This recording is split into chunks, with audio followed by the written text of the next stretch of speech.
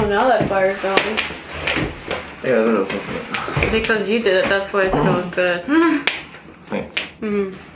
So here today we have cooked apples and sausages, and then we have a boiled apple pudding. I used up all of our apple preserves. It smells really good. Yeah, it does. And normally I'm not a fan of sweet and savory dishes, but I did sneak a little bite, and that is really good. So let me serve you first. Thanks. You're most welcome.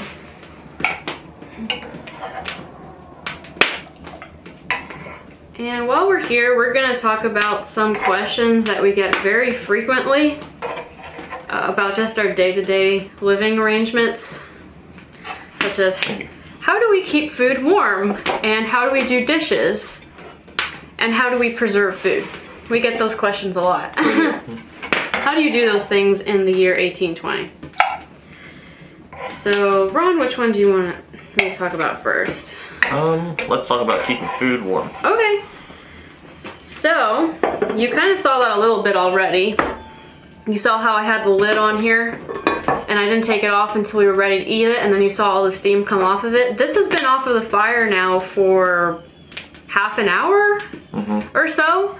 This is cast iron. Cast iron holds heat very, very well, and it gets hot very easily, which is probably part of why everyone likes it, because you don't need much wood to get it going. Right. And it keeps the heat in there really good.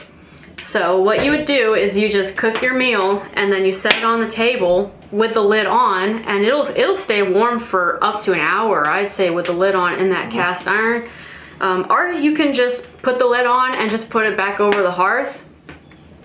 Yeah, and once it catches a little bit of heat, like she said, it holds it in. So to reheat, if it's already warm and you want to just bring it back up a little bit, put it on there for a few minutes. Yeah, just put it on the part of the hearth, on the part of the fire that doesn't have a lot of coals. So it's a very low heat, so that you don't scorch and overcook your food. Well, I'm ready to try this because it smells amazing. Try it! Ooh. The downside of cast iron, though, is it's very heavy. Very, very heavy. But it lasts forever. You just have to clean it properly. This is delicious.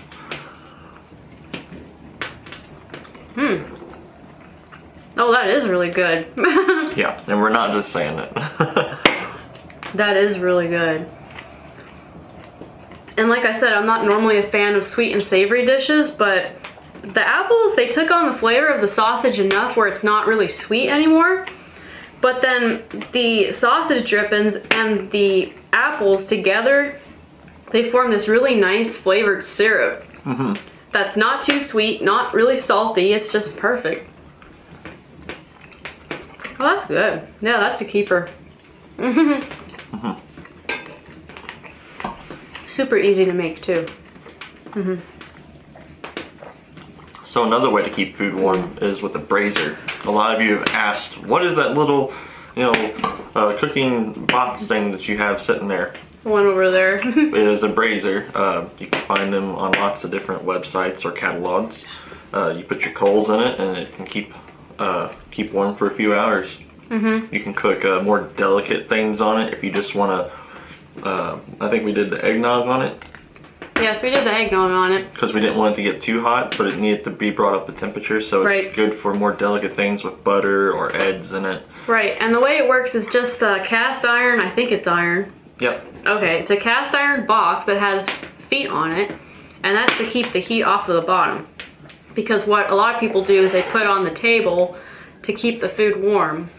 And I've even seen paintings from even a bit earlier than our time, the 18th century, and I think even the 17th century, where they have it on the table and they'll have an egg frying on it while everyone at the table is just eating and enjoying their food.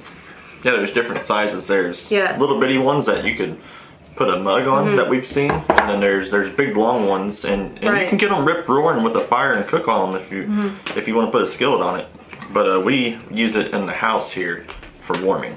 It's good for liquids. Getting liquids hot. This is good. It's very good. I've also seen where there are some braziers that you put a candle underneath it. Oh. But the heat won't get as hot as with a coal brazier. That's more for just keeping small dishes warm. Whereas a brazier, you can really use it for two different things. You can either use it to cook your food, or you can use it to keep your food warm. It just depends on how many coals you put in there. And how hot the coals, how like bright red the coals are. Whereas with the candle one, that really is just for keeping a little dish warm. You can't cook anything with that really. Also, it's a good way to keep your tent warm too. Oh yeah. You put the coals in it and you carry it in your tent. As long as there's no flame, there's really no smoke. And make sure it doesn't catch. Yeah, it doesn't catch your ground cloth on fire. But if you need heat inside your tent, that's a good way to do it too. How's the ventilation for that? You know, I mean, braziers don't really make much smoke. Nope. I mean, it's cloth, so it breathes. And they're not sealed up. Oh, that's true. Yeah, the insulation in a tent is nearly non-existent. Well, I think I'm ready for another helping.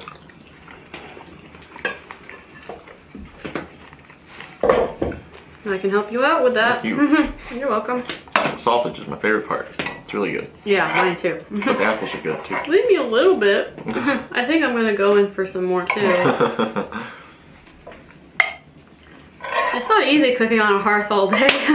You end up working up a huge appetite. One more sausage and that's enough. Okay. Yeah, it's a... Here, since I like you, Oh, thank you. you'll have two. Like me? I thought you loved me. Well, I can do both at once, maybe. I like and I love you. Thank you. Yeah, it's hearth is very backbreaking. It is. There are the, what is it, the German style hearths where you're actually standing up. Yeah, those are nice.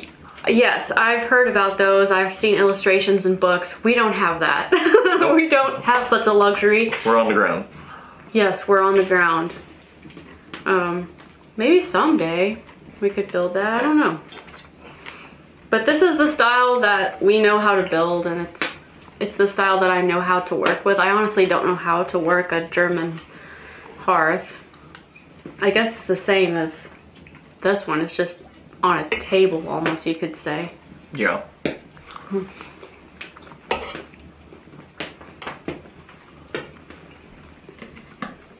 Who needs a back anyway? I'll bust my back all day. It's okay. I know I do, chopping all that wood. Lots of wood. Takes lots of wood. Yes. What's our favorite wood for making coal? Our favorite wood for making coal. Making coals? Yeah. Oak. That's right. Yeah, so you can't just burn any sort of wood. You also have to think about what kind of wood you're burning for the food you're cooking. We do burn a lot of dry cedar. We're very careful with it so it doesn't pop everywhere.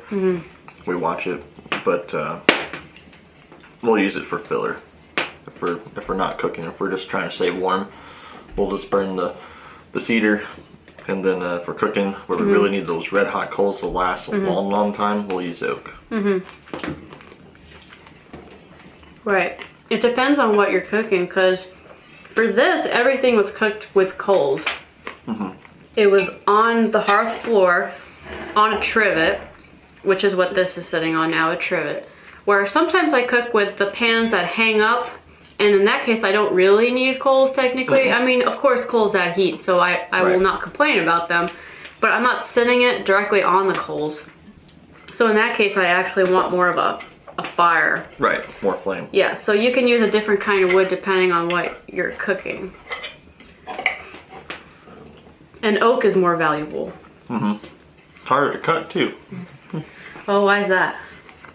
Stronger wood. Oh. And we have an abundance of cedar really close by, so it just makes sense to use cedar for every normal use. Yes. I think personally cooking with coals is easier than cooking with just an open fire. Because with coals, the food is almost right in it, so you boil things way quicker and you fry things way faster. Whereas if it's hanging up there, you got a foot of distance between your pan and the flame, or the coals. and it just takes a long time for your food to heat up. So you got to be there longer tending to it. So it gets you, even though it's cheaper wood, at the end of the day you use more of it. Yes. Yep. We probably use twice as much cedar to oak. But yeah, like I said, we have an abundance of it, so that's the way we do it. And I get cold easy, so we need a fire. Yep. And we get a fire going in the wood stove, and we get a fire going in the fireplace here. And it's quite toasty in here. I'd say it does. 75, maybe. Right. Which is nice in January. Right, but we're constantly burning wood. We have the hearth, and then we also have our new wood stove on the other side of the room. You want more? I think I'll wait for dessert. I'll save that for later. In that case. Thank you. I need my energy. Another question we get asked a lot is, how do you preserve food? Not only to last you through the cold months, but even during the summer months. I mean, some things they're only in season for 1 or 2 months and that's it. So how do you preserve the food? I've never really had too much of a problem with eating in wintertime most fruits and veg. But the textures of them are going to be different. So like these apples, for example, they're not crisp like the apples you get when you just picked them in the warmer months. That's because they've been preserved. The method that we preserve these apples is called sugaring. It's where you cook it just a little bit with some water and sugar until it makes a syrup. And then you put it in a crock pot and you cover it with a hog's bladder and you tie it off with a string.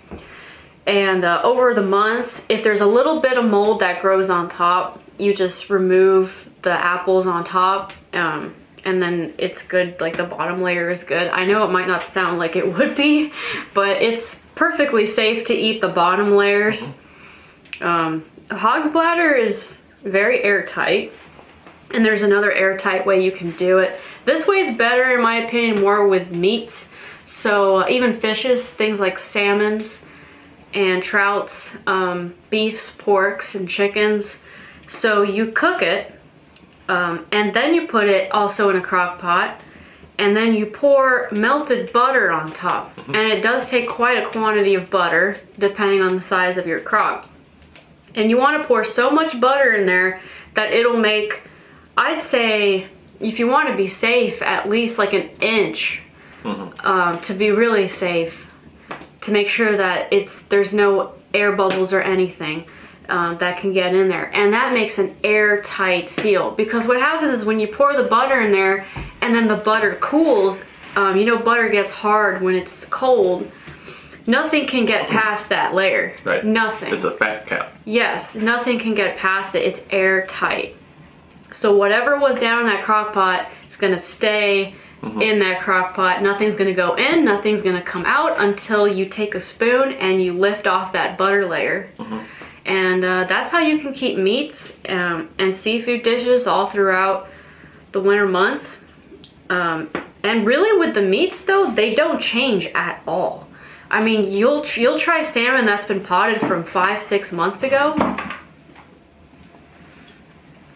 Squirrel. There was a squirrel outside, sorry. No. So you'll try salmon that was potted 5 or 6 months ago, and it'll taste like you potted it the day before. It's incredible. I mean, it really is incredible. And I don't like dried meats very much. I don't like jerkies very much. But that is another way. Right, that is another way. That is another way. So you can either pot your meat, or you can dry your meat, or of course you can salt it. Yep. Which is my least favorite way. Yeah, mine too. Yes, we don't like salty food. No, we don't like salty food. That's why Ron and I bonded with each other, because of our mutual dislike of salty food. Only reason. That's the only reason. Just kidding. But so, and for anyone out there who's not familiar with the process, let's say I have a piece of pork. I salt it. I rub a lot of salt on it. And salt is cheaper now than it's ever been. In my mom's time, my grandma's time.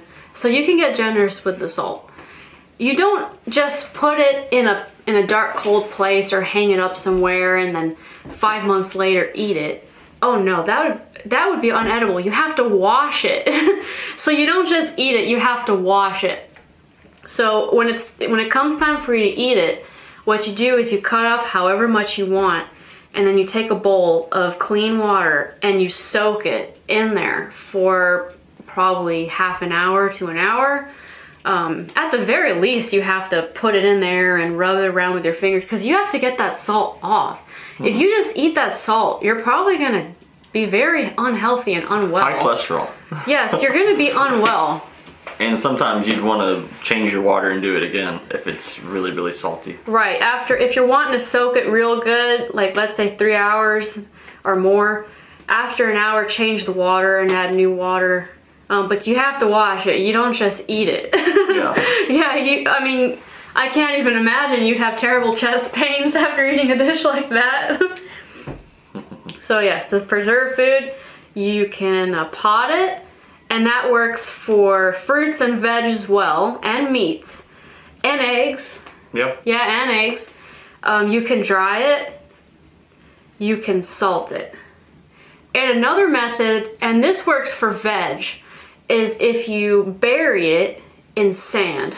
Yeah, clean sand. Clean, dry sand. At least mostly dry. Maybe a little moist, but... And you put it in a dark place. So if you are lucky enough to have a root cellar or a spring house, you can just have these wooden crates filled with this sand.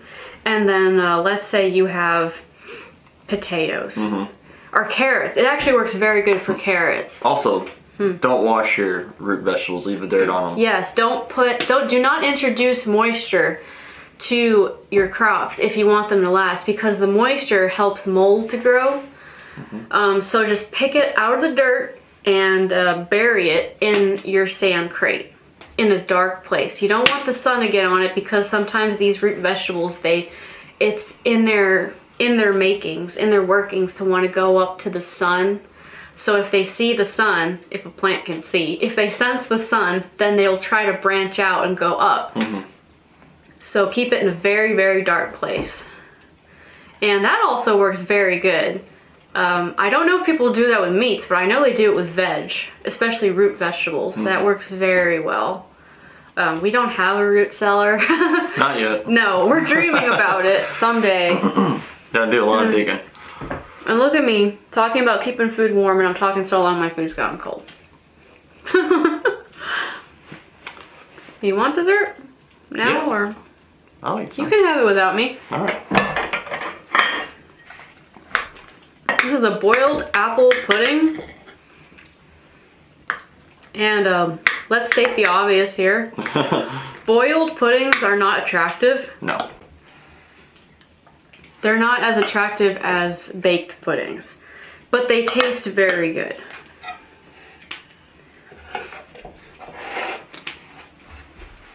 Alright, let's see if it tastes good.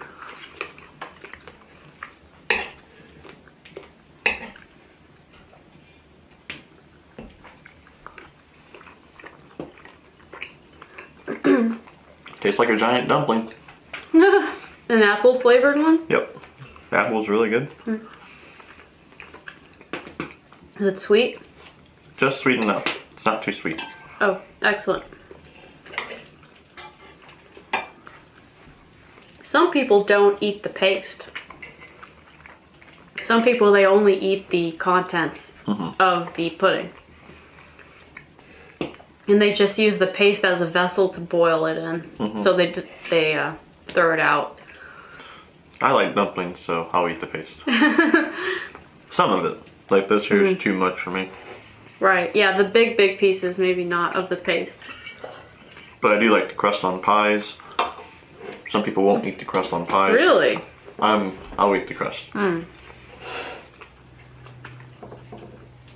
love absolutely everything that comes in a paste. Meat pies. I love meat pies.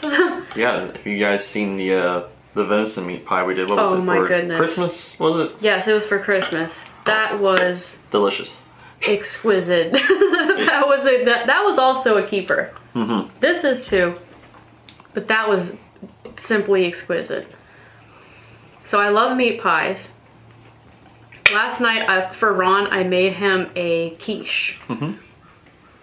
It had eggs and cream and some potted spinach and cayenne and nutmeg, salt and pepper, of course. And garlic. And of course garlic. Garlic makes everything better. Cheese? Did you say cheese? Yes, there was some cheese. Lots of cheese. And that was very good. I mean, it was so good you ate half of it, and it was as big as this plate right here. A 9-inch. And then afterwards you were complaining to me about your digestive disorder because you ate too much. Disorder. Yes, your disorder. Well, if it tastes good, I'm gonna eat it. And I just ate it too fast. But anyways. So we do have an update for those of you who always wonder, where do they sleep? What's behind the door? Oh, yes. So we have this room that was more of a storage room when we got the cabin, and had no windows, so we've took it upon ourselves to transform it into our bedroom. Yes, we're building a bedroom, and we're building it out a little bit too. We're expanding it a little bit. We're expanding it by maybe double its size. Right. And we're putting 3 windows in it. So hopefully soon we'll be able to show you guys. Right now it's a mess in there. You don't want to see it. But well, yeah. It's under construction. We won't be sleeping on the floor no more. We'll have a bedroom. As comfortable as our bedrolls are, we'll have a bed. There's a lady and a gentleman who have been kind enough to give us a bed. Yes. So, yep, they live in St. Genevieve too. Yep, right in town. A nice rope bed. Yep. I have no idea what size it is either. They just said they would give us this bed. Might be a children's size, who knows? Right. I'm just hoping more so that it's not a massive, massive bed because we can't accommodate that. Right. Though I wish we could, because I tend to sprawl out in my sleep. Yeah, like this. Exactly like that. I'll be down here sleeping on one side, and then before you know it, it's rolling over. And to make matters worse, Ron has informed me that I talk in my sleep. She does. She laughs in her sleep. She grabs my arm in her sleep the other night. I said, what is it? Nothing, it was just a dream. And I told him, oh, I had a dream where I was getting the weekly fare, the food, out of the back of a cart. And one of the oranges fell out. And so, it's an orange. I thought, oh goodness, no. So I went to grab it. Right from my hand. Yes, before it landed on the ground, I went to grab it, and then in real life, I sat up as if I was trying to lunge for it. So in the middle of the night, I just sit up, and then I grab Ron's arm, and then Ron asks me, oh, what's going on? And I say, oh, I just dropped something in my dream. And then maybe an hour later, there was more laughing, and then I said, are you awake? And she said, don't worry.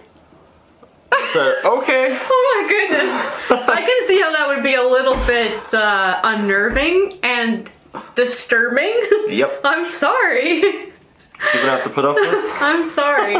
When I was very, very young, I actually used to walk in my sleep. Yeah. Which thankfully I don't do that anymore.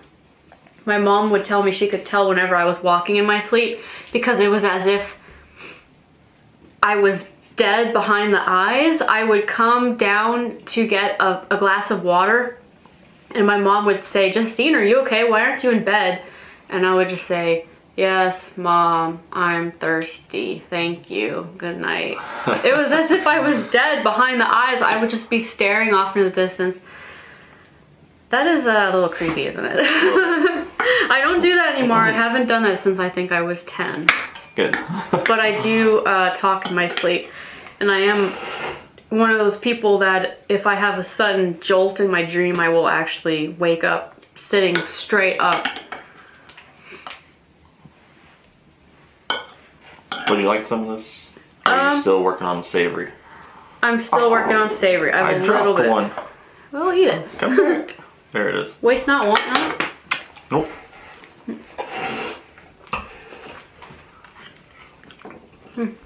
I'm gonna have to clean that. Mm-hmm. And speaking of cleaning, there was one more question we had to answer. About the dishes. Yeah, how do we do dishes? It's the same way everyone does dishes. Yep.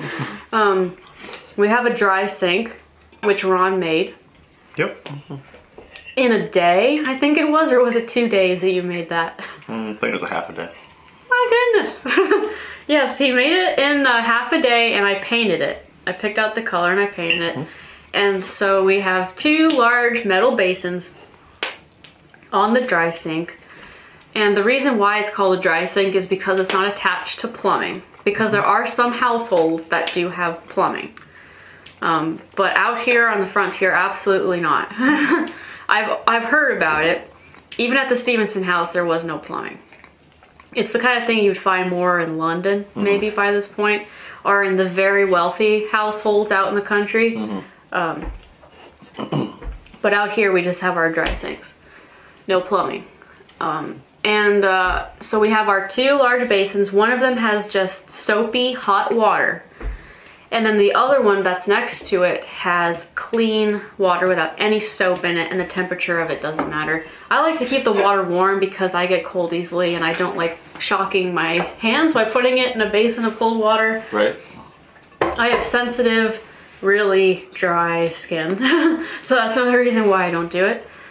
And then we have a washcloth or a bundle of straw that you can use to scrape plates Scrubby with. brush. Yes, a scrubby brush. And you just take your plate or your cast iron or your pewter, your silverware, and you take a washcloth and you dunk your plate into the bowl, and you clean it with soapy water, and then you transfer it to the next bowl with the clean water with no soap, and that rinses the soap off of it. Then you take a clean rag and dry it, and you set it on top of another rag upside down to air dry. And that's it. If it's pewter or tin, you have to dry it right away, or else it's going to get rusty. And also cast iron as well, because that'll mess with the seasoning on it. So after you dry these things, the 3 things I just mentioned, cast iron, tin, and pewter, a lot of times I'll put them in front of the hearth because the heat will help the water to evaporate off of it, especially with cast iron. And that's just how you make it last longer. Tin especially is really fickle. I like staying away from tin. Like some dessert now? Yes. Alright. I recommend it. It's actually quite good. Of course it is. I made it. Think of it as a gooey apple pie. Maybe some apples. Someday I'll make a baked pudding. I actually did make a baked apple pudding once at my old employment, and I had a video for it, but I took it down after it was only up for maybe 2 months because my self-confidence about it was not very high. It looked very, very good, but I was just confused about it because the receipt book said to bake it as if it was an open-faced pie, but then with boiled puddings it looks like this. So I was self-doubting myself, and I was thinking that I did it incorrectly. But no one told me so. No one said that I did it incorrectly. And still to this day, I'm not sure. I'm not sure how you make a baked apple pudding. The other thing that you guys always ask is, did you spell that right? Did you mean recipe? Oh goodness, I get that all the time. Until the early 1900s, it was called a receipt. I can't reply to all of those. Yeah. Yes. I remember reading in a book from the 1910s where it said the use of the word receipt is considered to be very old-fashioned among professional chefs, but it's still commonly used among the lower classes. So around 1900, that's when it started to get phased off by professional chefs. But your average Joe, who isn't a professional chef and it's just your grandma cooking in the kitchen, they were still using the word receipt through the 1950s. Right, so I get that a lot. Yeah. And thank you to the other people who explain it to the other people for us. Yes. Otherwise, we'd constantly be. This is very sweet. I thought it was good. Yeah. Do you like it? I do, and I don't. You like the taste, but you don't like the texture?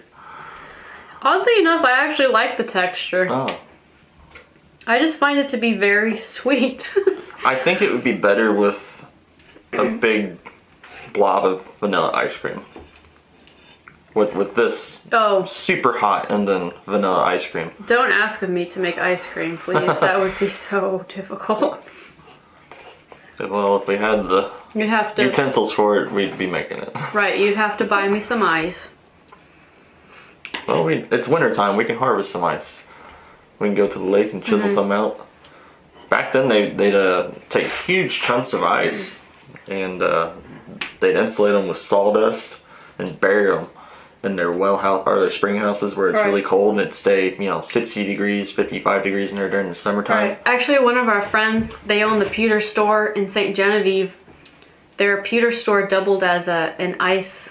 What do you call it? An ice house? An ice house. An ice house, and it was also the livery stables. Yes, it was all of these things. So if you still go there today, our friends will show you around, and it's noticeably colder in the room that they kept the ice in. It has stone walls. It's very, very high ceilings because half of the room is actually underground. So it's very cold in there. And dark. Yeah. Also, we've had questions on where do you get some of the items that are in here. A lot of the, what would you call it, staples?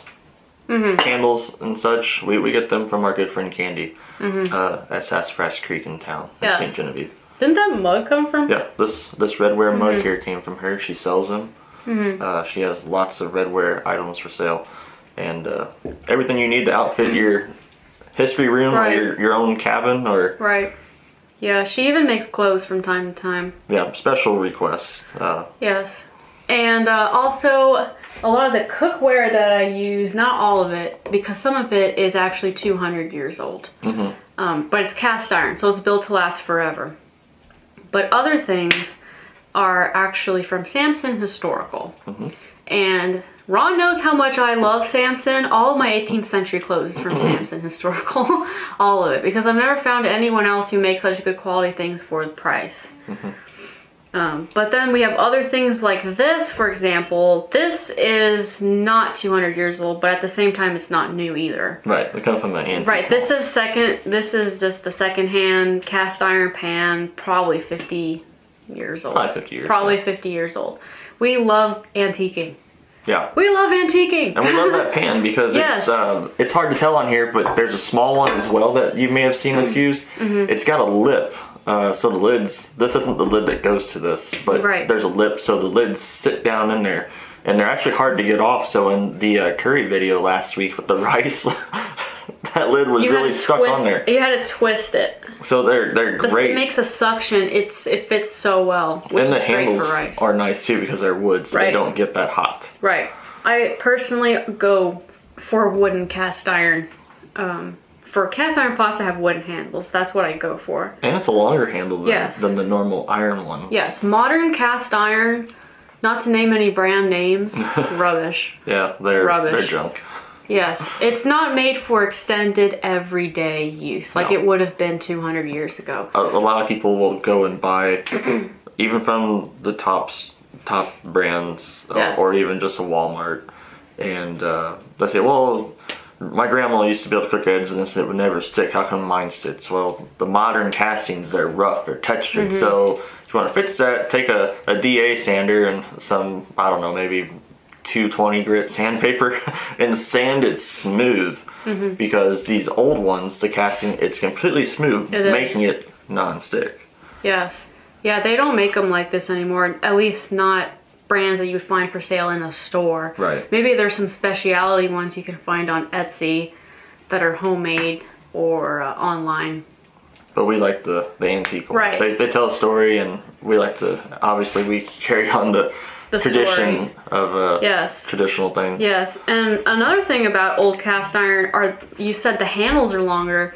actually 200 years ago, the handles were even longer than this. And that's because they weren't stupid. They were in front of a hearth all day, slaving away. And so that you don't burn yourself, you want a very long handle so that you can grab it from far away. And let me show you something. So these are actually from Samson Historical, so they're new, but they're modeled off of a historical design, and you might notice that they have a very long handle. Yep. And there's a reason for that, because if you're right up next to the pan, your hand's gonna get burnt. And I have a very high heat tolerance, higher than anyone I know. And even then, if my hand is this far away from an open flame for an extended period of time, my hand's gonna be pink. Her hands get red. Yes. And I say, "Hun, take a break." What? I'm fine. It's like, you're cooking your hands. Yes. Oh yeah, after this, let me tell you a story about that, about me cooking my hands. Another, oh, sorry, go ahead. I was just gonna say that the handles are very long so that you can avoid that problem. And it was the same with cast iron. This is actually a small one compared to the ones from back then. But I can't afford to buy any of the long handle ones right now because, oh my goodness, a pan this size, probably like $200, $300, because they're made by blacksmiths who specialize in preserving historic ironware methods. And so they're very few and far between. Not many people make those anymore. You were saying? Oh, another thing that I see in my questions is, oh, she's gonna, or maybe not a question, but comments, she's gonna catch her skirt on fire, she's gonna, have you ever caught on fire? And you want to explain that the material that your dresses are made of does not burn very easily? I have honestly never caught on fire. I've never even had an ember stick to me before. Now the bottom of my shoes, on the other hand, are half melted because I've stepped on hot coals before. I never felt it, but I would look at my shoes after and think, oh, there goes my tread. It's melted away. But I've never caught on fire because the materials, the natural fibers back then, especially wool, are naturally flame retardant. So they don't easily catch on fire. You would have to hold a flame up to your dress directly for it to spark. You'd have to intentionally do it. Now, does that mean that it doesn't happen? It does happen. There are stories of women from the past who have caught a flame and have burned to death, or they've died from infections from their burns because their dress caught on fire. Though I feel like that's more likely to happen if you are... maybe grease or something. Right. There could be a cleaning agent on your dress that could cause the flame to stick. But also, if you are directly in front of the fireplace and you're warming your tush, then a spark might come on there. And if you're just standing there and you're oblivious to what's going on, because it can take a bit before it gets through all the layers and it catches and you feel it. By then, it could be almost like holding a flame directly under your dress for a while. Now it's caught. But there are always these freak accidents that happen. Yeah. Oh, I do have a letter I want to open. You do? And we can share it with everyone. Okay. I believe I know what the letter is, but I didn't realize Ron was going to mention it. Actually, you don't. Oh, really? Oh. What? This here is an invitation. An invitation? So.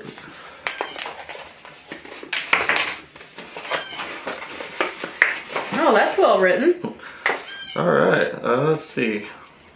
Dear Mr. Ron and Lady Justine, we would like to invite you to the ball on February 5th. Oh, ball? I love balls. That's Saturday. Oh, that's short notice. Please come dressed appropriately and bring any food that you would like. Yes. Oh, so it's one of those. Bring finger foods. Bringing foods. Okay, we can do that. Bring some snacks. Yeah. That's really nice. It's in St. Genevieve? In St. Genevieve, yeah. I think it said 6 o'clock, yeah. 6 o'clock. In St. Genevieve on top of Maxwell Hill. Well, my best dress is the red dress that you gave me. Yeah. What are you gonna wear? I think I'll wear brown. I'll be, red and brown. That looks nice together. Works. Yeah, that looks nice together. Well, then we're going to a ball. We're going to the ball. Yes. Anything else you need to know? Oh, I'm sure there's always something. There's always something. But you can leave a comment. Say any more questions you have just about our everyday lives. Yeah. And we'll try to answer them for you either in a video or we'll just reply to you in the comment section. Also, if you guys would like to write us, Yes. we have a mailing address. It is 311 St. Mary's Road, St. Genevieve, Missouri. Zip code 63670. We also have a PayPal if you should like to help support us in making these videos better and better. And Yes. I believe And if you can't remember what Ron just said about the address, there'll be a link. yes, and also for if you go to my channel, Early American, and you go to the About tab, it will say the address that you can mail letters to, and we will reply to your letter. Yeah. I just wrote a reply this morning, in fact, to a gentleman.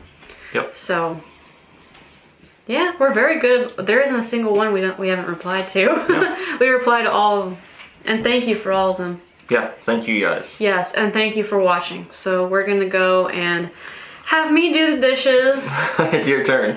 Yes, I'll do the dishes and we'll clean up and just enjoy the rest of our day, the rest of our Sunday. Yep. Thank you guys. Yes, thank you. Have a good day. Bye bye.